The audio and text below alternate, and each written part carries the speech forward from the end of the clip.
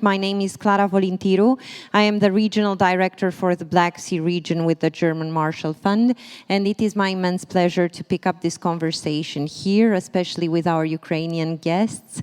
I'm always impressed by how agile and flexible you are to join us in these conversations across Europe, and I only look forward to the days that we are all joining you more often in Ukraine, as the times might allow for such events to happen. I'm sure the Aspen Institute is looking forward to that as well, the Aspen Network. So, first and foremost, I will turn to Mr. Cosmin Dobran for a broad perspective on how Europe is supporting Ukraine in this quest for immediate security, but also a path towards reconstruction and resilience, and also how Ukraine is actually giving back, as we've heard before, to the broader European security architecture. Cosmin, you have the floor.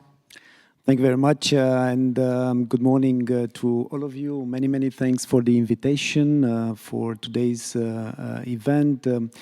Now, I understand that I cannot deliver a 10-minute speech, so I'll try to... No, 5 minutes each, and then maybe quick questions and questions from the room. We're pressed on time. Okay, so let me try to give you a short answer to the question. I think it's important to distinguish between the medium term. I don't dare to talk about the long term, because I think now the needs that we have in terms of security for both Ukraine and Europe is about the short and the medium term. So the medium term, which is basically until the end of the decade, is to make sure that we all find ourselves in a reunited Europe, and that includes Ukraine. I think this is the key objective that we need to say. For the short term, is basically about strengthening the defense readiness and resilience of both Europe and Ukraine. This is the focus. And the very immediate needs basically is increasing the combat power that we have, first of all, that Ukraine has, and second, that we need to build at the level of the EU. Now, before I explain a little bit what is the EU doing on security guarantees for Ukraine, I think it's important to highlight two general messages. And one is exactly what our colleague from Czechia mentioned, that Europe's security is Ukraine's security and vice versa. Europe's freedom is Ukraine's freedom. This is very important, not only for the decision makers, but also for the public opinions. I don't think that in all EU member states, this understanding is very much at the level of the public. And I think it's our job to repeat it, but also to engage with the public to make sure that there is a clear understanding about this. The second is about partnerships. I don't think that Europe or anyone else can actually do something in the face of the security challenges that we have without strong partnerships. For Europe, first, obviously, the transatlantic unity, this is key. This is what Europe is doing. I think the visit together with the Ukrainian president in Washington was a very good signal. I think it placed Europe on the right level, and I think we should continue with this unity, because if we are not united, then it's much more difficult to get the message across, but also to do something meaningful. But there are also other partners, and Mr. Joanna also mentioned that there are the middle powers and other actors that actually are quite active when it comes to security. India, you have Brazil, you have countries like Chile, you have countries in Asia that are quite active in the Gulf. They're very active when it comes to security. And the EU already started to sign and agree security and defense partnership. We already have 8 such partnerships. I'm very happy that the first one was with the Republic of Moldova, because this is quite important for Romania. But you have Western Balkans, you have Asia, and there will be other countries as well, India, Canada, just to mention 2. Now, when it comes to what the EU is doing on security guarantees for Ukraine, the first thing to say is that we are perfectly aligned with the coalition of the willing, which is led by the UK, France, and Germany. This is how we operate. We are part of all discussions when it comes to the details, operational details. And there are 3 strands that the EU is active. The first, basically, is about to make sure that all the operational planning for supporting Ukraine, the EU is ready to also offer contributions. And how can we offer contribution? First, we have the training mission UMA. We have trained 80,000 Ukrainian soldiers so far. This is quite an impressive number. Now we have to adapt this training to make sure that actually it fits with the frontline needs for Ukraine. And that would mean that, first of all, we need to see exactly if this training has to be more specialized, if it could be taken place on the Ukrainian soil. This did not happen so far, but also to make sure that the Ukrainian soldiers also can train with the equipment they are going to use when they need. The second strand is about increasing the resilience of the security sector in Ukraine. If you look at the security ecosystem in Ukraine, it's quite diverse. It's not only the armed forces, but you have the interior minister, you have the border guards. Some of the units are quite active on the actual operational activities they take place. But then we have to make sure that all these structures would be ready for what comes next. Just think about the deoccupied territories. There are many issues when it comes to security, and I think the EU has a role, just to mention critical infrastructure protection, but also the veterans' needs. These are issues which are quite important. And the third strand is basically where investing, and I think the EU is the largest investor in the Ukrainian defense industry, and this is the way to go. And there are many ways how to invest in the Ukrainian industry. I think the Ukrainian ecosystem is extremely developed. They have high-tech facilities. They know how to operate. They know what is needed on the battlefield. So I think it's in the interest of Europe to partner. It can be done bilaterally. It can be done in different formats. So these are the three work strands that we are trying to help Ukraine. Thank you. Thank you so much, and I'm sure we will come back to you at the questions session. But now I would like to move to the Ukrainian perspective. So from the European side, we heard what's needed. I would invite Mayor 𝐔𝐤𝐫𝐚𝐻 from the city of Mykolayiv, a city that has been extraordinarily tested during the war, and your community has been brave and resilient. What is most urgently needed from your perspective, and what could be done better in the short term? Thank you for the invitation for this distinguished panel. And I would like to, first of all, Mustafa didn't just said that we are now in the war with the old-fashioned war, but there is a rule that all the generals prepare for the war which already passed. But we can think about the future wars, but as John Lennon said, life is what's going on while you're making your plans. So, but yeah, we live in a war. It's a modern war, and we never expected it. So, I mean, like you. We were like you. You can be like us. Because on February 23rd, the day before, no one, even me, mayor of 500,000 city, we never thought about the war. We said, it's ridiculous, tanks, bombs. No, the future war will be like robots, terminators, and so on. But this is impossible. And the next day we had like bombs ruined our city. I need to put you in context really short. Mykolayiv is a 500,000 city on the south of Ukraine. It's the second biggest port. We made in our city has the very strong shipbuilding heritage. We made all the aircraft carriers of Soviet Union. So all of them were built in our city.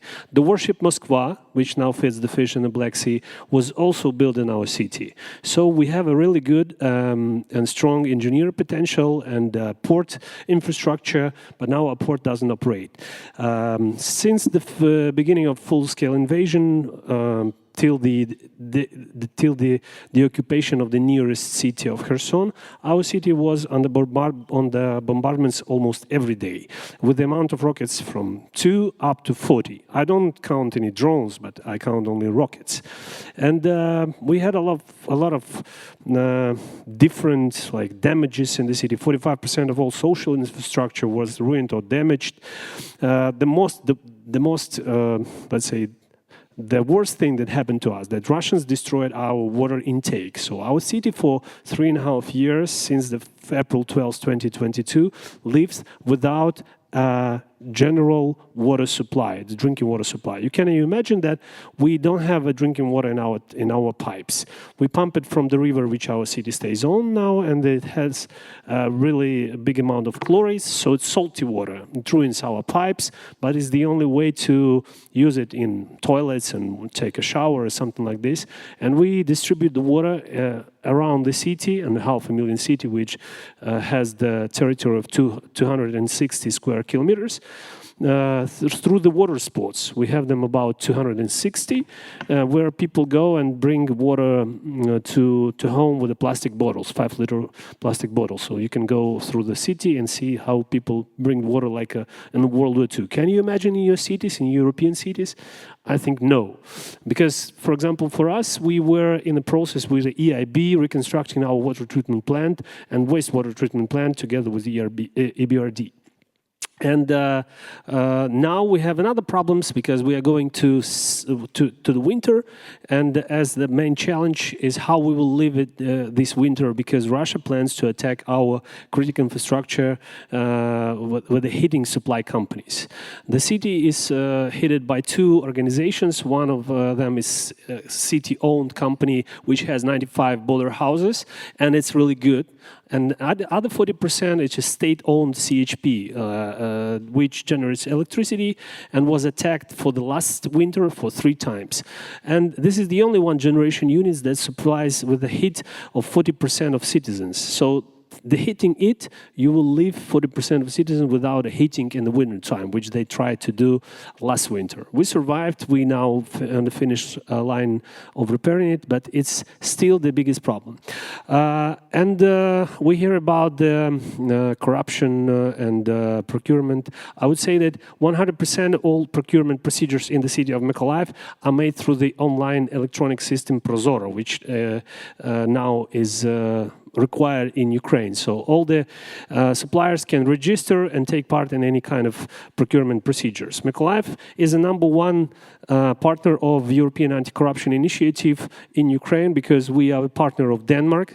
It happened that Denmark somehow adopted our city. We have a really strong cooperation between the state government of Denmark, Ukrainian government, and the municipal city and regional government of Mykolayiv. So the requirement, as you know, that Denmark is known as a #1 country with a zero tolerance to corruption. So I need to mention that we changed a lot of our procurement procedures. We monitor prices. We do different kind of changes of the management of our municipal enterprises, incorporating them. And the only one city in Ukraine who created a website where we report about all the help that we got from our international partners, how much we got, where it is, how much left, and so on.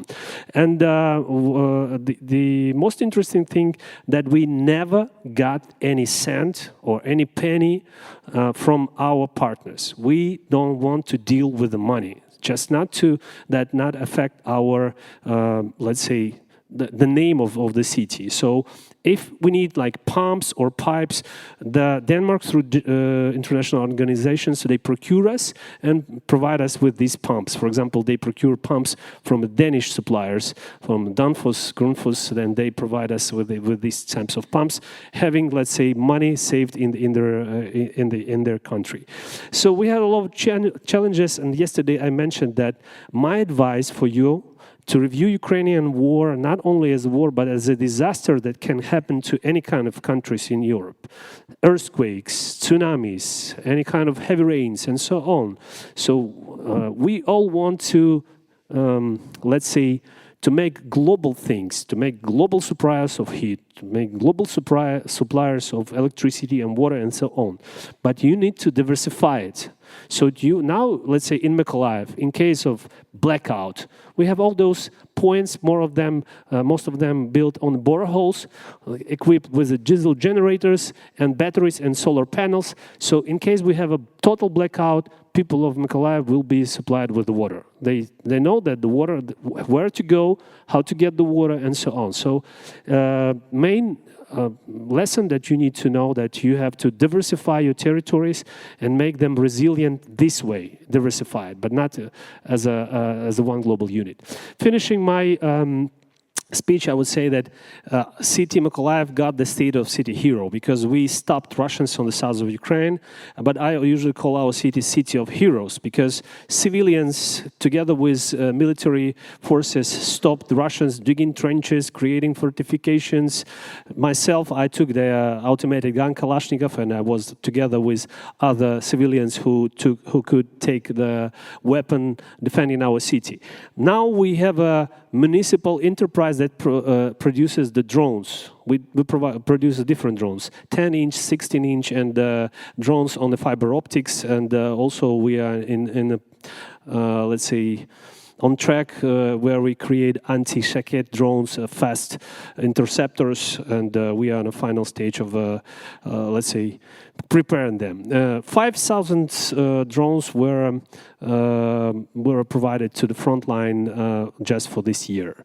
And we plan to expand that because we found that to buy these drones, it's more expensive than to produce them by ourselves. And surely you need to review Ukraine not only as let's say, a battlefield where you learn from, but as the wall that is defending the Europe, because you can provide us with drones, tanks, rockets, patriots, but you can provide us with the people. And this is the most valuable asset which we really lose every day. While this panel, I think 3 or 5 people, Ukrainians, were killed in this crucial, the awful war.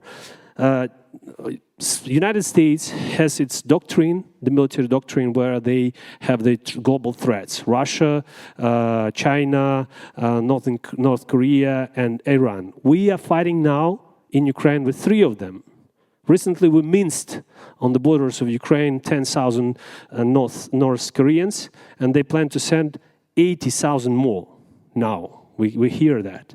And they plan to send, yes, we will defend our country, but how many people we will lose? So this is the main message is to don't think too much, don't think too long, because it can cost our territory, our independence, and then you will be the next. Because when you will be the next, there won't be any Ukrainians who will be able to defend you. So thank you. Thank you, Mayor. And from mayor to mayor, I turn to Mayor of Galați in Romania, Mr. Ionuț Florin Puceanu. And we've heard already some of the key themes for a city: local resilience, community cooperation in the face of a crisis, and also the civic military capabilities, industrial investments for security and defense. How is Galați gearing up, being close to the war front? I think we are the closest city with Ukraine right now, and the biggest city in Romania, close to the border with Ukraine. We are hearing from time to time the drones dropping over Izmail and other Ukrainian ports. So it's not an easy thing to deal with it. Actually, we were on the front line from the early beginning of the war, because I think we were one of the first city that we received people running from the war. So at the early beginning, we weren't prepared for that, because we didn't think that something like that would happen in this, I don't know, third millennium. A war like that can happen in Europe, but we managed to cover all their needs. Right now, I think in our opinion, we can become one of the most important hubs for reconstructing Ukraine in the future. Hopefully that the peace will come very, very soon. When I'm saying that we can become the very maybe the most important hub for reconstructing Ukraine, I'm referring to the infrastructure that we have there, meaning the port infrastructure. Where right now we are building one of the biggest multimodal platform that Romania has, and maybe Europe has right now. It's an investment around 180 million euros for container ship and it's a row connection, so we have it all. We have the proper railroad infrastructure, meaning that we have both types of railroad. If you don't know the European type, it's a little bit narrow. The Russian type is a little bit wider. So this is the point where you can change. Ukraine has it, as I know, the Russian type, so it's the wider one. So we can interchange the bogies for the train very easily, for us to keep going for Ukraine, all kind of merchandise from the building materials, maybe even for weapons, but we hope that it's not necessary any more weapons for Ukraine, and the peace will come very soon. When we are talking about the security of this part of the world, for sure we need many things, but in my opinion, these two things are the most important ones.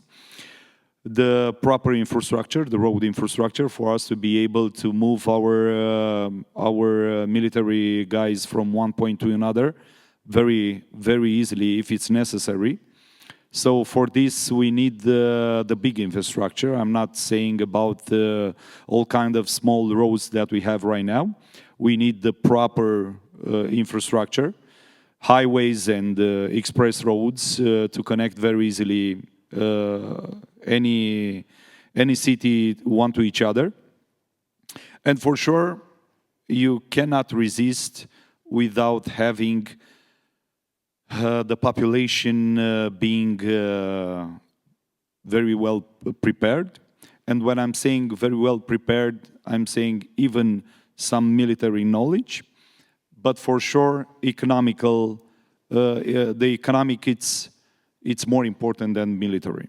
If you have a border with poor people, for sure they will be very easily to buy, to be honest, because we are talking about any kind of war and any kind of, how should I put it, any kind of tryings to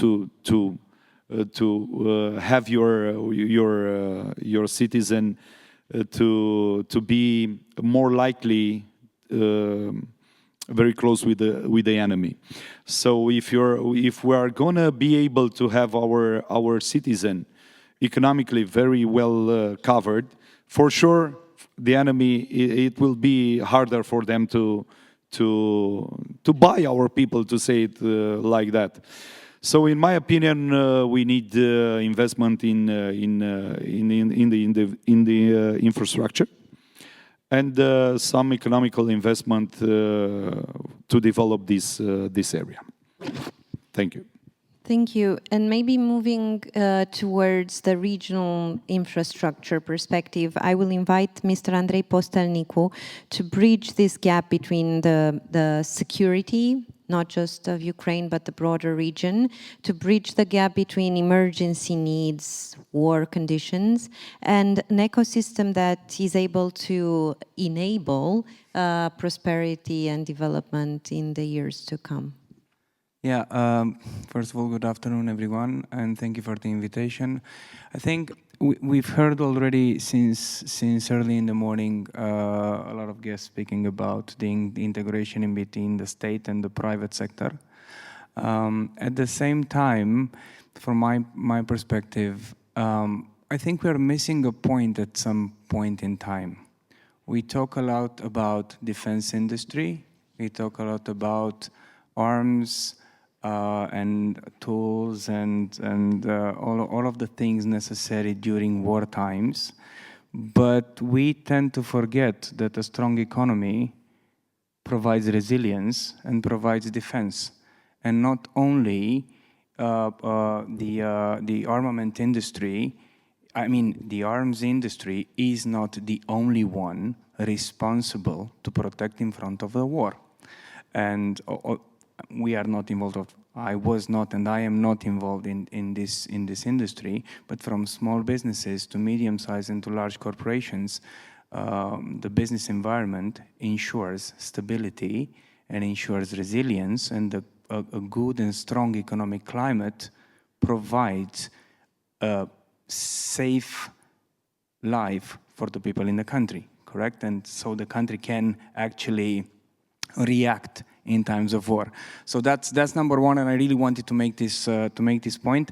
At the same time, I think that a very strong connection between the state and the private is needed everywhere, regardless of where we are, whether we are at peace or whether we are at war. A very good connection between the state and the private sector is important. We normally tend to meet each other when we pay taxes. Otherwise, sometimes we live in parallel lives, and that's a fact. I mean, this no pun intended. That's a fact. And I think that we should learn more to take advantage of each other, because the governments have a lot of things from which the private sector can learn, but at the same time, the private sector can really support the governments into becoming more and more nimble. This is the advantage of the private sector. The private sector is nimble. So good partnership between the states and the private is very important. And I do have to say three things. I know that we are a little bit short on time, but in terms of resilience and in terms of what we can all do, actually, I see three pillars. Number one is secure corridors, create corridors, manage corridors for whatever it is to transport through those corridors, whether that's information, whether that's energy, whether that's whatever, supply chain, dual supply chain use, and so on. Corridors are very important. Very quick example, information, and I'm sorry, you know, I'm humbled about the presence of the mayor here, but my example might be completely stupid. For 45 minutes during the Spanish power outage that happened this summer, I was unable to talk to my team. And I was in panic mode because no communication was available through Spain. So I can imagine what these guys are going through.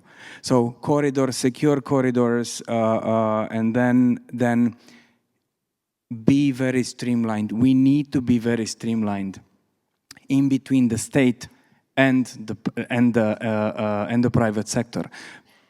Being streamlined allows us to scale up very fast or to scale down with no major impact. So again, the communication in between the state and the private is important. And then the third point, obviously, capital. So in strong economies, in rich countries, in rich regions, a lot of private sectors may depend or are going for the state money, for the state capital. But in not so rich countries, or in countries with issues right now, with capital issues, they depend on private capital. So private capital should flow into Ukraine, and one of the aspects, one of the ways to do it is public-private partnerships. There are a lot of companies who can start building infrastructure tomorrow, attract financing easier, and having the right PPP agreements, for example, with the states, valid also obviously for Romania, with the right PPP agreements, things can move fast. So my 2 cents for today. Thank you. And that's a very important solidarity lane, if I might add, the economic partnerships, because at the end of the day, the military can provide security, but civilian needs, water, sewage, food supplies are part of the economic ecosystem. Now, I think we can briefly turn to the questions and answers, just to highlight that We have been talking for 3 years now with the Aspen Security Forum about the war in Ukraine and the hope for peace and the solidarity with Ukraine, but I think it's time for us all to wear the hat of people affected by the war directly. We are not affected by the war to the extent that our friends from Ukraine are, but it is a question of imagination, like Mayor Sienkiewicz has challenged us to do, to face the reality and stop, let's say, imagining an everyday scenario. Our communities have to be prepared, our supply chains, our private sector, our governments have to be prepared. Now I let you think through the questions. Let me know who wants to ask a question to the panel. If not, I'm happy to add more time. Yes, please. I can kick it off with 2 questions. First of all, thank you for the panel and thank you to the Mayor of Mykolayiv. I'm a huge fan of your cooperation with Denmark. I would be interested to know if that is being replicated in other cities or municipalities with other European countries, because when this came about, it seemed like there was a lot of skepticism with other countries, and then they see how it works in Mykolayiv, and I'm wondering if there's a return to that process. And the second question for you is, how has your relationship been with the national level, with Kyiv, when it comes to reconstruction? Are you satisfied with the single project pipeline process, the getting projects into the DREAM system, etc.? Well, I see you are married, you have a ring. So in any kind of connections, it's all about relationships between 2 people or 2 sides. We don't have any kind of relationships in Ukraine like Mykolayiv has with Denmark. I think it's not about Ukrainian cities, but it's more about our international partners who promise to marry but never do this. And it's all about, you know, your intentions and your actions. Denmark is a small country with a big brave heart, the country who provided first with the tanks, Ukraine, and then other bigger countries provided us with the tanks, then F-16s, and the help that they do for the city of Mykolayiv region and the whole country. We have a steering committee where we plan what we need to do, and then we decide what will be done first and then next. So this is unique cooperation. There are no any kind of cooperations in Ukraine between other cities, regions and countries, and you are very welcome. You can help to any frontline city or region with your intentions. But as for strategy of renovation, we decided to go forward. So all of us hear this message that we plan to build back better. It's like a nonsense to renovate what was ruined. Like there is a Japanese phrase that if the horse is dead, get off. So yeah, we don't plan to reanimate the dead horses. We plan to buy new horses. We plan to build new horses. So we are doing the new master plan together with European nations Economic Commission for Europe. Mykolayiv and Kharkiv became 2 cities who are creating master plans. Mykolayiv became a partner of Italian company One Works Foundation. You know, Italians, they do beautiful things, and I think they are best in design and planning. So we are lucky. Kharkiv got the Norman Foster Foundation, more known, but altogether we are competing between each other, but in the same time we are doing pilots for all Ukrainian other cities. So we are doing like a master plan on how build master plans. So we're doing a checklist, what you need to do, how to communicate with your city, with your citizens, how to make all those votings and surveys, then how to plan the territory using best practices, because Mykolayiv is a very cool city, but it's not a regional city. We have all those problems that already resolved in all other cities all over the world. And we are doing that master plan, and based on that master plan, we're doing some smaller projects, and now we are connecting to the different countries and regions, speaking about investment in those regions, like innovation districts and so on. We are communicating and working with Japan, who already invested, and we build a factory that recycles the let's say, destroyed buildings. So we already on track. I mean, we're already working. We also plan to build a concrete unit which will use these building materials. And this is a circulating economy, which we plan to use to build pavement and so on, like concrete things. So we are planning our future, and we already started to implementing our plans in life. Thank you. I must admit that was a great question. With GMF, we work a lot with the public investment management system in Ukraine, and I think it's very important to keep the cities in the forefront of the reconstruction effort. Anyone else before the break? Then okay, thank you. Thank you. I'm the ambassador of Denmark, and thank you for all the praise. Answering the question from the other gentleman, Denmark is not only doing this on its own, but we also have the pleasure of being the implementing organization of the EU's anti-corruption initiative in Ukraine. And part of this is that we've established the so-called integrity cities, which is a number of 5-7 cities where we're particularly working on anti-corruption and setting up these special structures that can avoid corruption, particularly in procurement. I could mention the cities. Some of them, unfortunately, are now occupied. But these are certainly some other than Mykolayiv where you would find the same efforts.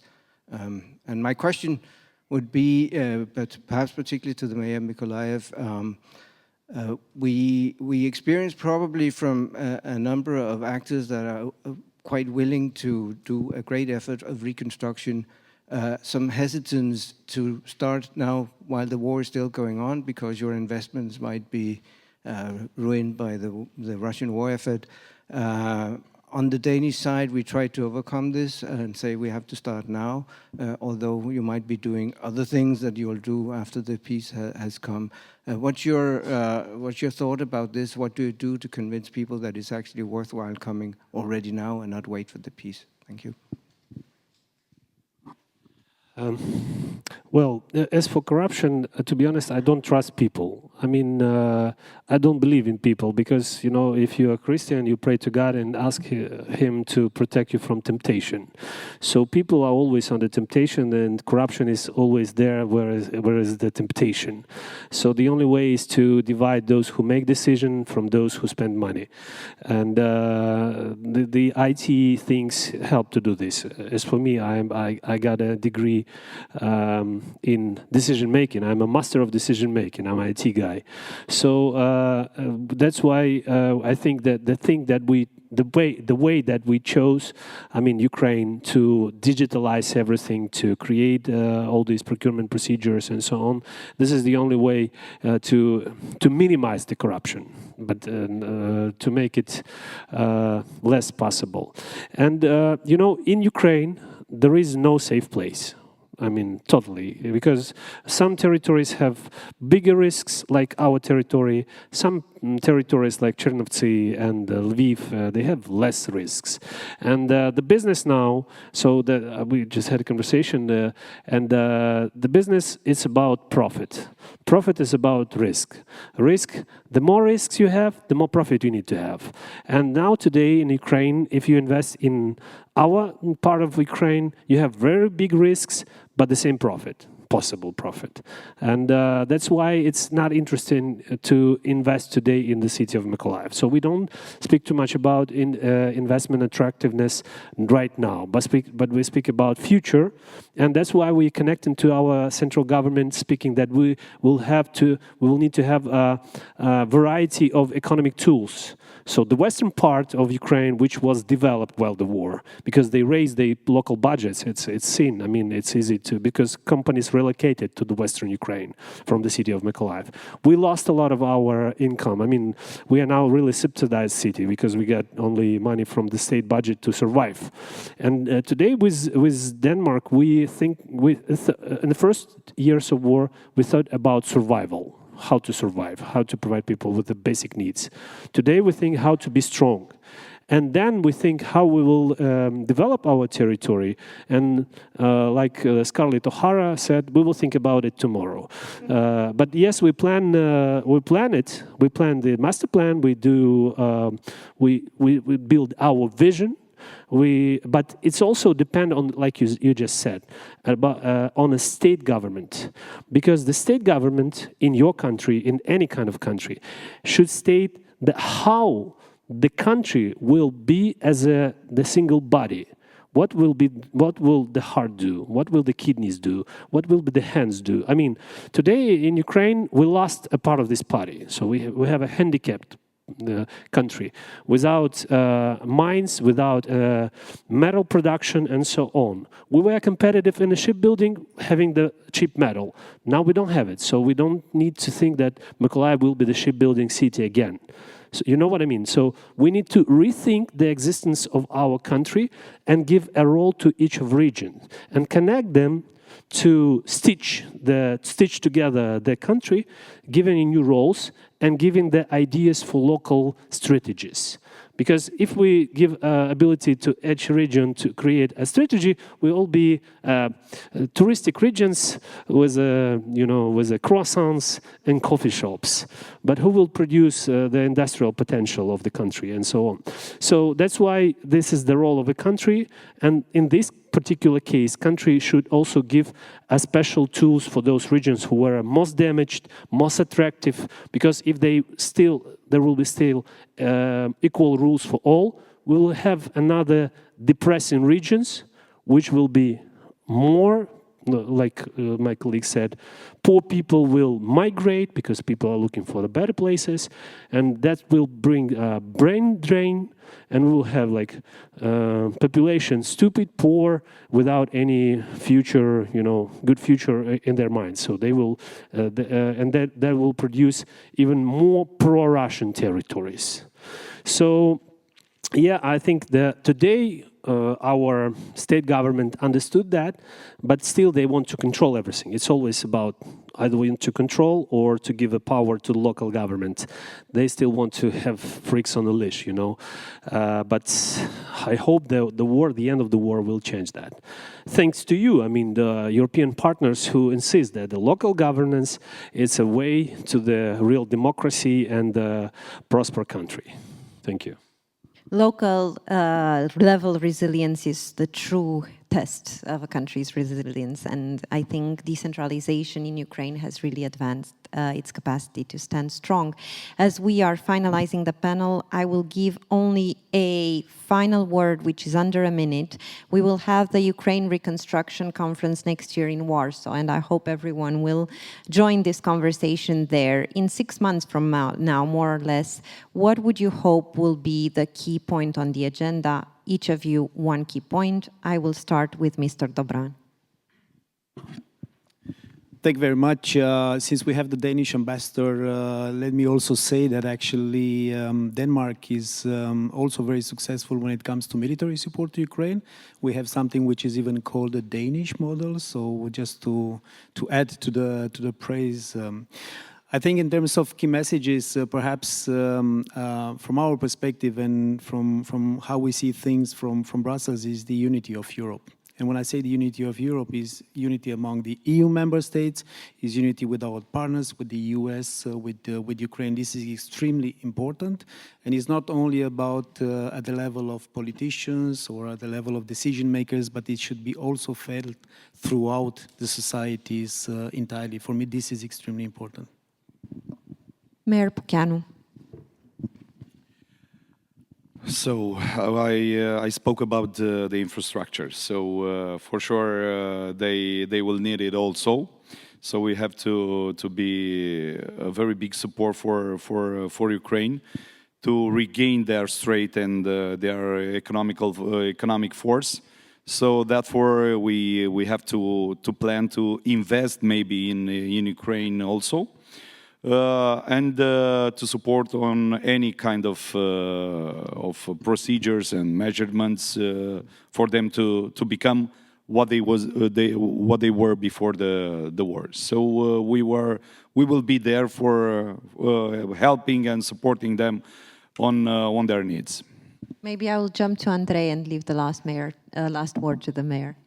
Thank you for that. So, as I come back to one fixed idea, which is public-private partnership. And this one thing I think is the key. In this part of the world, by the way, with an accent on Ukraine. I mean, this is super important, how we do it, how we manage it, how we make sure that, for example, companies find it very easy to go from Galați to Mykolayiv and the other way around. So if I go, speaking about procurement, if I go into an RFP for some sort of works, whatever, in Galați, and then I go to Mykolayiv, my expectation would be, so that I can also be very quick in addressing the need, my expectation would be that the processes are rather similar, so that I don't need 6 months and $200,000 to spend on consultants to reinvent the wheel in a different place. Yeah, thank you for that. And Mayor? So I just, based on those panels which I've heard before, 2 messages. First one is the phrase from the movie Snatch by Guy Ritchie. Never underestimate the predictability of stupidity. When you think that Russia won't go for the NATO, don't think so. They will do it because they are really stupid to do so. And the second, don't be tired, because you know, like, I feel like I know how you feel now. Because when we saw the movies or news about Syria, you could like switch the channel, like, oh shit. No, oh, the Netflix, okay, I will watch the movie.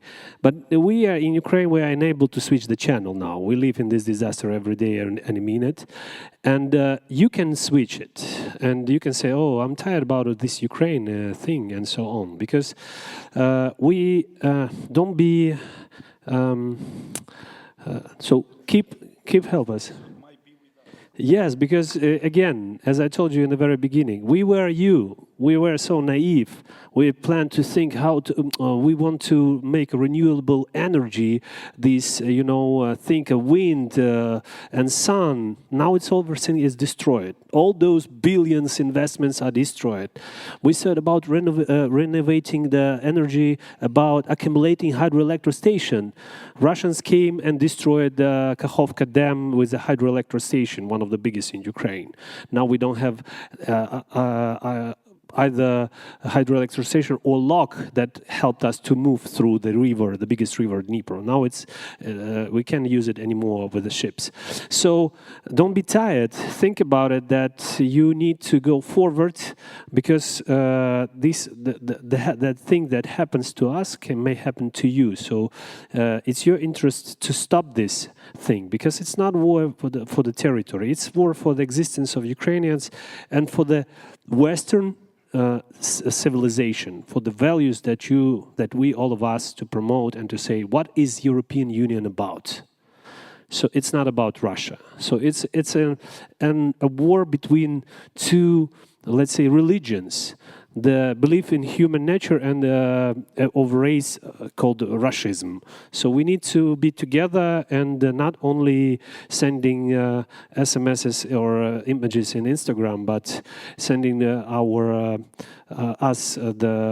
troops, not troops, but at least armors and everything that will help us to protect us. Ukrainians are brave people, and we will stand against this occupation. But anyway, they have a lot of people, those stupid people who are ready to go and fight for nothing, for money that they will never get because they will be killed, and so on. So be with us and help us to survive, and I'm sure together in the end of this war we will be altogether successful, because I need to mention one thing. In 2023 I was in Augsburg, where Mayor of Augsburg said, I like Ukrainian refugees. They're well educated, they're eager to work, and they want to come back to Ukraine. But the longer the war happens, the less people will come back to Ukraine. And we hear about, oh, Ukrainian refugees, blah, blah, blah. They get some payments. Last year in Poland, the Ukrainian refugees got 2.5 billion zlotych as payments. but they paid as a taxes 16 billion. So you know what it means? That people work and pay, and they increase GDPs like in tens of billions US dollars, because they not only pay taxes but also spend money which they earn in Ukraine or all over the world. So Ukrainians are workaholics, and we're ready to, after the end of this war, to work with you on the renovation of our country and be successful with you and prosper part of Europe. And again, if we are ready to be Europeans, we were born ready for that. So we just need to finish this process. Thank you.